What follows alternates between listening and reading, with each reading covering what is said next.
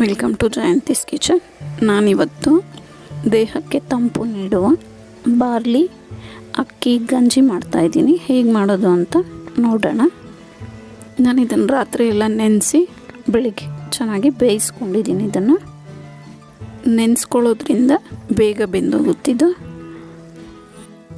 ಇದನ್ನೆಲ್ಲ ಒಂದು ಮಿಕ್ಸಿ ಜಾರ್ಗೆ ಸೇರಿಸ್ಕೊಂಡು, ಇದಂತೂ ಹೀಟ್ ಮೈಯವ್ರಿಗೆ ತುಂಬಾ ಒಳ್ಳೆಯದು. ಇದನ್ನು ಆಗಾಗ ಮಾಡ್ಕೊಂಡು ಕುಡಿಯೋದ್ರಿಂದ.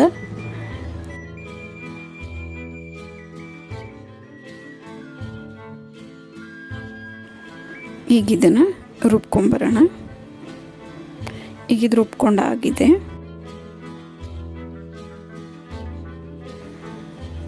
ಈಗ ನಾನು 1 ಕಪ್ಪಷ್ಟು ಸಕ್ಕರೆ ತಗೋತಾ ಇದ್ದೀನಿ. ಬದಲಾಗಿ